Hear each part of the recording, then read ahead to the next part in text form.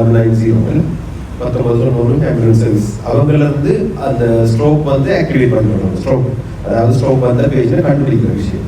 அது முதல் எங்க இருந்து தொடங்கணும்னா டாக்டர் ரோஷானா சொன்ன மாதிரி இது வீட்டில் ரைட். எங்களுக்கு ஒவ்வொருவருக்கும் அந்த கடமை இருக்கு கண்டுபிடிக்கிறேன் ரைட்.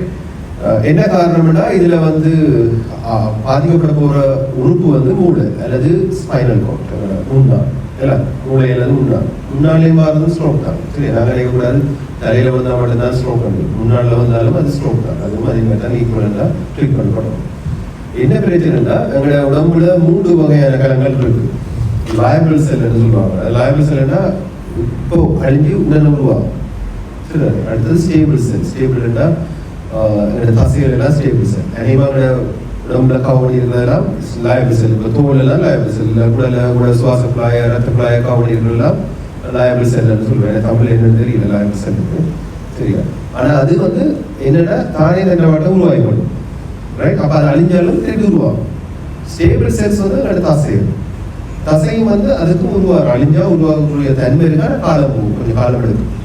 அடுத்த என்ன பெர்மனன்ட் செல். பெர்மனன்ட்னா நிரந்தரமான செல். சரி, அது அழிஞ்சுதுன்னா மீள உருவாகிறது மிக மிக கடினம். அப்போ அந்த நிரந்தரமான அந்த செல் பெர்மனன்ட் செல்ஸ் வந்து எல்லாமே வந்து நியூரோன்ஸ், நர்வ் நியூரோன்ஸ் அதோட சொன்னது. அப்போ ஒரு காலத்தில் பாதிப்பு வந்துட்டுனா திருப்பி உருவாகிறது கடினம். சரி, அதால நாங்கள் இதை வந்து ஸ்ட்ரோக் வந்து ஒரு கண்டுபிடிக்க பிந்தி நம்ம என்ன நடக்கும்போதுன்னா அது வந்து பெர்மனண்டான நியூரலஜிக்கல் டேமேஜ். நியூரலஜிக்கல் நானும் நீங்களும் இப்படி உரையாடி கொண்டிருக்கிறோம். 2 நர்வஸ் சிஸ்டம் வேலை செய்யுது, 3 நர்வஸ் சிஸ்டம் வேலை செய்யுது. அதுக்கு கார்டியோவாஸ்குலர் சிஸ்டமும் ரெஸ்பிரேட்டரி சிஸ்டம் ஆக்சிஜனை கொடுத்து பிளட் கொடுக்குறோடைய தான் நானும் நீங்களும் நாங்கள் அதைக்கிறது. நான் என்ன அதைக்கிறது எனக்கு தெரியுது, ஆர்வம் அதைக்கிறது எனக்கு விளங்குது, சரியா? நீங்கள் நான் என்ன அதைக்கிறது விளங்குது, சரி. இப்போ இதெல்லாம் நடக்கிற காரணம் வந்து தொடர்பாளருக்கான நர்வஸ் சிஸ்டம். ஒரு ஆளோட குவாலிட்டி ஆஃப் லைஃப்பை வந்து தீர்மானிக்கிறது அவர நரம்பு தொகுதி. இப்போ நாங்கள் ஸ்ட்ரோக் பண்ணா என்னென்னு எங்களுக்கு கேட்டாங்க. சடனா திடீரென்று ஒரு ஆளுக்கு வந்து அவர நரம்பு தொகுதியில் ஏற்படக்கூடிய மாற்றங்கள் என்ன, செயல் இழப்பு. இப்போ நரம்பு தொகுதி என்னென்ன கொண்டு வந்து எங்களோட உணர்வு. அப்போ அவருக்கு உணர்வு சம்பந்தமான பிரச்சனைகள் வரலாம். அதாவது உணர்ச்சி வகையான சம்பந்தம், அதாவது ஒரு விஷயத்தை உணர்ற விஷயங்கள் ரைட். இப்போ கேட்கறது சரி, பார்க்கறது சரி, சுய உணர்றது சரி, அந்த விஷயங்கள் இல்லாமல் போகிறது. அல்லது அவரால் அதுக்குரிய துலங்களை காட்டுறதுனா மோட்டோ ஆக்டிவிட்டின்னு சொல்லுவேன், அது இல்லாமல் போகும். சரி, இப்போ இந்த ரெண்டுல ஏதாவது ஒன்று நடக்கக்கூடாது, இல்லை 2 நடக்கக்கூடாது. அந்த விஷயத்துக்கு நாங்கள் சொல்லுறோம் பக்கவாதம் அல்லது ஸ்ட்ரோக்னு சொல்லுறோம். சரி, அது வந்து சடனாக நடக்கும். அதால தான் சொல்கிறோம் அக்யூட் ஸ்ட்ரோக். சரி, அப்போ இந்த ஸ்ட்ரோக் எடுத்து பார்த்தோம்னா பொதுவாக வந்து நடக்கிறது வந்து மூளைக்கு போடுற ரத்த குழாயில் அல்லது முன்னாடி போடுற ரத்த குழாயில் ஏதாவது போடுற ரத்தம் வந்து கட்டியாகிடும், அடைப்பு ஏற்படும். நாங்கள் சொல்லுவோம் மூளையில நரம்புல ரத்த அடைப்புன்னு சொல்லுவாங்க. ஆனால் உண்மையான பிள்ளையானதாக நாங்கள் நரம்புல அடைப்பு ஏற்படாது, ரத்த குழாயில அடைப்பு ஏற்படும். அடைப்பில் நடக்கும் அந்த ரத்த குழாய் எங்கெங்கெல்லாம் கொடுக்குதோ அந்த இடத்துக்கு ரத்தோட்டம் இல்லாமல் போகுது. இல்லாமல் நடக்கும் எங்களோட மூளைக்கு கட்டாயம் இயங்குறது கட்டாயம் தேவையான 2 பேர் இருக்கிறாங்க. வந்து ஆக்சிஜன், அடுத்த குளுக்கோஸ். இது 2ம் போகிறது வந்து பிளட் ஆகும். 2 இல்லாத நடக்கூட மூளை தான் இயல்பு செயலை விளக்க தொடங்கும். உடனே சாராது செயலை விளக்க தொடங்கும். முக்கியமா அதுல முக்கிய அதாவது குளுக்கோஸ் ஆக்சிஜன் கட்டாய தேவையான பகுதி, அதாவது நேரடி தொடர்பில் இருக்கிற ரத்த குழாய் நேரடி தொடர்பில் இருக்கிறால் உடனடியாக அழிய தொடங்கும். சரி, அதுதான் நாங்கள் சொல்றேன் இன்ஃபாக்ஷன். இந்த பிளாக்கால ஏற்பட சொல்ற இன்ஃபாக்ஷன். அப்ப கிட்டத்தட்ட 85 வீதமான 100 பேர் எடுத்தோம்னா 100 பேர் ஸ்ட்ரோக் வருதுன்னா 85 பேருக்கு என்ன எப்படி ஸ்ட்ரோக் வர போகுது, இந்த ரத்த கட்டி அடைச்சு வரப்போகுது. சரி, மிச்சம் 10 வீதமான 10 பேருக்கு எப்படி வரப்போகுதுன்னா ரத்த குழாய் வெடிச்சு என்ன சொல்லுவோம் ப்ரெஷர் வந்து ட்ரீட் பண்ண ஒழுங்காக ட்ரீட்மெண்ட் பண்ணாட்டி அல்லது அவரை ரத்த குழாயில தன்மையில பிரச்சனை இருந்தா சில எனுரிசம் சொல்லுவேன். ரத்த குழாயில வால் வந்து தின்னாகி பலூன் மாதிரி ஆகிறது சொல்ல எனுரிசம், அது எப்பயாவது வெடிக்கும். வெடிச்சா சரி, அல்லது வேறு ஏதாவது ஒரு இன்ஃப்ளமேஷன் சொல்லுவோம், அதனால ரத்த குழாயில வந்து வெஸ்குலாரிட்டிஸ் இருக்கும், அதனாலையும் அது வெடிக்கலாம். சரி, அப்படியான ரத்த கசிவு ஏற்பட்டாலும் என்ன நடக்கும், அந்த ரத்த குழாய் வந்து அந்த இடத்துக்கு ரத்தத்தை கொடுக்காது, அதாலே வரும். அதை தவிர சப்அரக்னாய்ட் ஹெமரேஜோட ஒரு வகை இருக்குல்ல, சப்அரக்னாய்ட் ஸ்பேஸ் ஒன்று இருக்கு, அரக்னாய்ட் பேட்டர்ன் அதுக்குள்ள இருக்கிற ஏரியாவில் நடக்கிற ப்ளீடிங். சரியா, இந்த ப்ளீடிங்காலே ஏற்படும். 5 வீதமான ஆட்கள் அதிலேயும் ப்ரெசென்ட் பண்ணுவாங்க. சரி, அப்போ பொதுவாக இவங்களை நாங்கள் கண்டுபிடிக்க தெரியணும். ஏன் இதை நாங்கள் திருப்பி ரிவர்ஸ் பண்ணலாம்.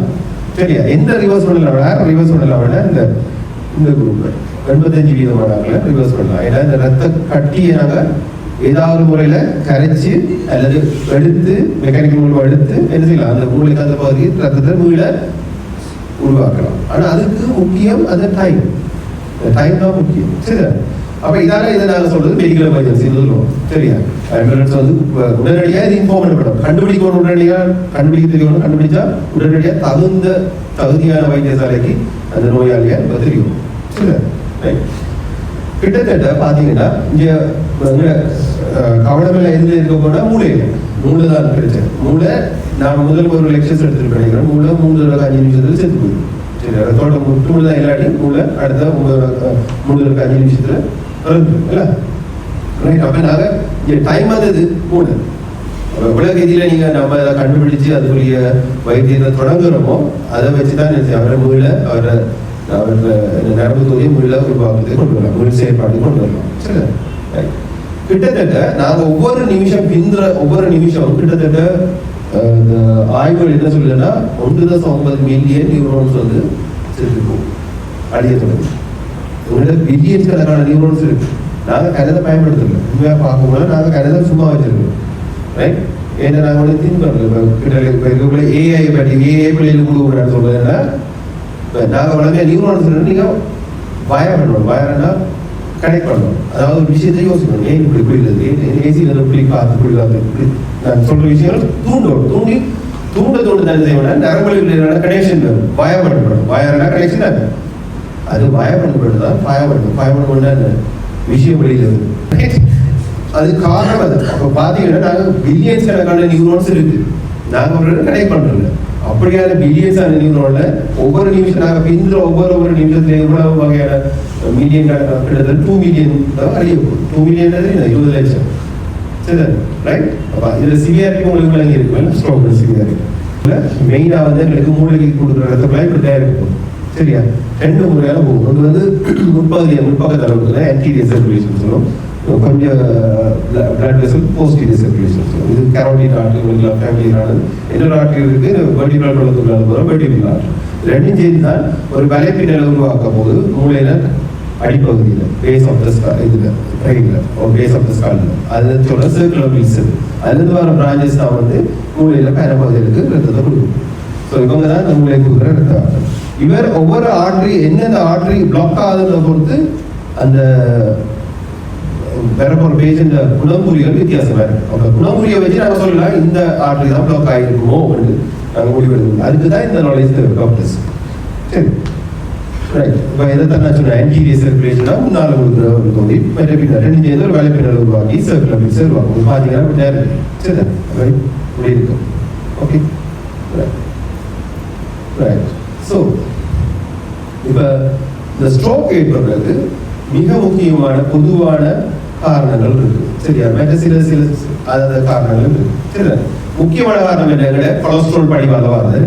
கொலஸ்ட்ரால் படிஞ்சு அந்த கொலஸ்ட்ரால் வந்து படிக்க என்ன செய்யணும்னா அதோட ரத்த குழாயில உள் சுவரை வந்து மென்மையாக வெடிச்சு வெளியில் நடக்கும். எங்களுக்கு அந்த அதுல வெடிச்சு வர வழிய சில கெமிக்கல்ஸ் வந்து அங்க இருக்கிற திரிகிற பிளட்ல இருக்கிற பிளேட்லெட்ஸ் வந்து கூப்பிடுது படம் வெடிச்சது.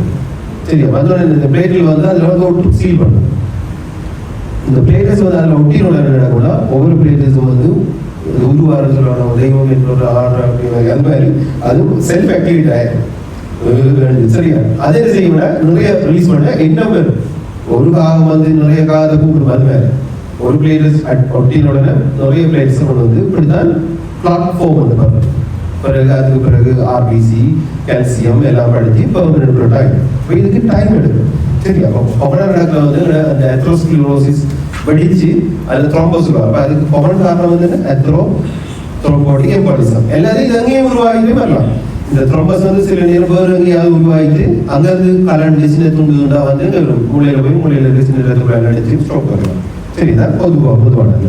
அடுத்தது வந்து சில டிசீஸ் இருக்கு, சில வருத்தங்கள்ல என்ன செய்யணும்னா சின்ன பிளட் வெசல்ஸ்ல வந்து வருத்தம் இருக்கும். அதாவது இன்ஃப்ளமேஷன் இருக்கும். இன்ஃப்ளமேஷன் வந்ததுன்னா என்னன்னா அந்த கிளாட்ல போக மாட்டேன். அவர் சின்ன ரத்த குழாயை அடைக்கும். ரைட், வெஸ்குலைட்டிஸ் சொல்லுவோம், எஸ்எல்இ அப்படியான கண்டிஷன்ல வந்து ஸ்ட்ரோக் வரலாம்.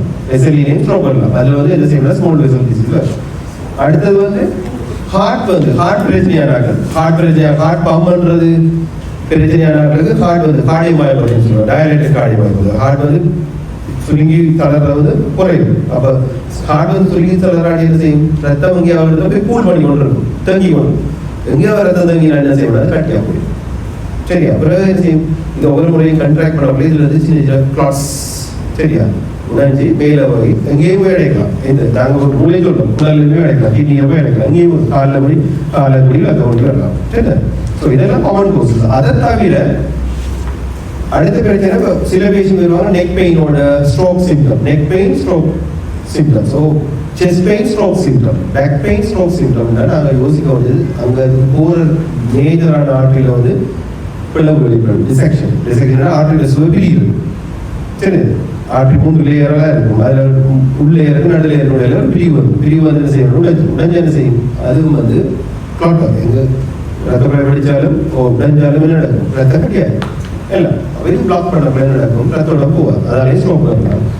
அதை தவிர சில பேர் பரம்பரையாக ஹைப்போகோகுலர் டக்குன்னு ப்ளீடிங், சாரி பிளாட்ஃபார்ம் பண்ணுவாங்க. டிவிடி வார்வேஷன், ஏபிஎல்எஸ் பேஷன் கரெக்ட் படிப்போம், ஆன்டிபாஸ்போலிபிட் சிண்ட்ரோம், சரி, அடிக்கடி அபோஷன் பேஷன்ஸ்லாம் இருக்கும். அவங்களெல்லாம் ப்ரோட்டீன் போடுறது உண்டு, அது பரம்பரையான சில ஃபேக்டர்ஸ் ஆகும். அதாவது அவங்கள இப்போ பாப்புலேஷன் ஃபேக்டர்ஸில் வர அப்டோமினியல். அடுத்த இன்னொன்று சிக்கிள் செல் டிசீஸ், ஆர்பிசியில் இருக்கிற சிக்கிள் செல் டிசீஸ், ரைட்? அதை தவிர சில நேரம் என்னென்னே தெரியாது, சில நீங்கள் எக்ஸ்டென்சிவாக இன்வெஸ்டிகேட் பண்ணால் பட் ஸ்ட்ரோக் ஏற்படுறதுக்கு எதுவும் காரணமாக அமையலாம். இதுதான் இந்த ஸ்லைட்ஸில் முக்கியத்துவம். காமன் ரீசன் எது, கொலஸ்ட்ரால் பிளாக் வெடிச்சுவார், ரைட்? ரைட். இப்போ இதில் பேத்தோபிசியாலஜி எடுத்தோம்னா, பேத்தாலஜினா நோய் ஏற்படுற தன்மை எப்படி ஏற்படுது. இப்போ நான் சொன்ன ரத்தம் ஓடுது, பிளாக் ஆகுது, ஒரு இடத்துல ரத்தம் ஏற்படும் சொல்லுவேன். இது ஒரு மூலையில் ஒரு பகுதி, ரைட்? இந்த இடத்துல ரத்த பிளான் போய் இந்த 2 செல்ஸையும் டேமேஜ் பண்ணுது, சரியா? இந்த 2 செல் மட்டும் டேமேஜ் ஆக போகல, ரைட்? என்ன செய்யும்னா அந்த மற்ற செல்ஸுக்கு என்ன செய்யும், ரத்தோட போவாது. அப்போ இந்த செல்ஸ் டென்னு சாக போகுது, அதே நேரம் மற்ற செல்ஸ் எல்லாம் என்ன செய்யணும்னா ரத்தோட்டம் இல்லாமல் சாக தொடங்க போகுது. அந்த சாக தொடங்க இது ஒரு விஸ்தீரணமான ஒரு ஏரியாவை இருக்கும், அந்த ஏரியாவில் பெனன் வராங்க. சரி, குண்டு வெடிச்ச ஒரு இடத்துல அவடத்துல டேமேஜ் கூட இருக்கும், சுற்றி இருக்கிற இடத்துல டேமேஜஸ் பரவி கொண்டு போகும், எல்லாம் போக டேமேஜ் அளவு குறைஞ்சி விடுவோம். இந்த சுற்று வட்டத்தை சொல்ல பெனன் வராங்க. ஒரு ஸ்ட்ரோக் நடந்த இடத்துல அந்த புள்ளியில இருக்கிற நரம்புகள் எல்லாம் அழிய தொடங்கக்குள்ள அதை சுற்றி இருக்கிற நரம்புகள் செய்யும், அழிஞ்ச பிறகு அதுகளும் அழிய தொடங்கும். அந்த ஏரியாவை சொல்ல பெனன் வராங்க. ஸோ அப்படியே நாங்கள் நீங்கள் எடுத்தோம்னா அந்த இடம் எங்கட தாக்கல் எதுன்னா ஸ்ட்ரோக் ஏற்பட்டு அழிஞ்சதை நாங்கள் ஒன்றும் செய்யலாம், ஏற்கனவே செத்து போனது தான் அந்த சுற்றி இருக்கிறாங்களே அவ்வளோ இருந்தால் நாங்கள் காப்பாற்றிட்டோம்னா பழைய நிலைமைக்கு பேசினா நினைவாக கொண்டு வர முடியுமே. சரி, இப்போ நாங்கள் ஃபோக்கஸ் பண்ணுறது என்னன்னா செகண்டரி இன்ஜரி வராமல் தடுக்கணும், சரியா? ரைட்? அதான் ஸ்ட்ரோக் மேனேஜ்மெண்ட் மெயின். இது அப்போ அதுக்காக இந்த பேத்தோபிசியாலஜி தெரிஞ்சிருக்கோம். என்ன கூட ஸ்ட்ரோக் வந்தோட சரி எல்லா மூலையிலும் கன பகுதியும் அழிஞ்சிருக்கும், இல்லை ஒரு குறிப்பிட்ட சின்ன பகுதி தான் நேரடியாக தாக்க முடியும். டைம் போக என்ன செய்வது, அழிகிற அளவு கூடி கொண்டு அந்த சுற்றுவட்டத்தில் பெண் வராங்க. அந்த இடத்துல உயிரோட இருக்காங்க, மயக்கமான நிலையில இருக்காங்க. ஸோ அப்படி விளையும் கொள்ளலாம், சரி, ரைட்? அப்போ அவங்களுக்கு நாங்கள் செய்யணும், திருப்பி ரத்தோட்டத்தை கொடுக்க தொடங்கும், சரி? அதான் எங்களோட மேனேஜ்மெண்ட் எய்ம். சரி, அப்போ நேரம் பின்ன கண்டுபிடிக்கிற நேரம் பிந்தி மேனேஜ்மெண்ட் தொடங்குற டைம் பின்ன என்ன நடக்கும், அந்த ஏரியாவில் சாதராக அளவு நியூரோட அளவு போய் வரும், சரியா? அப்போ இது என்னத்தை கொண்டு வரும், பெர்மனண்டான ஒரு டிசபிலிட்டியை கொண்டு வரும், சரியா? ரைட்? அப்போ நாங்கள் மெடிக்கல் ப்ரொஃபஷனலாக இவ்வளோ அறிஞ்சு இவ்வளோ படிச்சு இவ்வளோ தெரிஞ்சாக்கள் அப்படியான ஒரு தவறை செய்ய முடியாது. அப்படி ஒரு பேஷண்ட் வந்தால் நாங்கள் எவ்வளோ குயிக்காக செய்யணுமோ நான் செய்வோம். ஸோ இதில் நிறைய விஷயம் இருக்குது, டிலே ஆகிற நிறைய விஷயம் இருக்குது, சரி? அதில் முக்கியம் எங்களோட துடிப்பு, அதாவது எந்தூசியாசம் சொல்லுவோம். நாங்கள் எவ்வளோ உஷாராக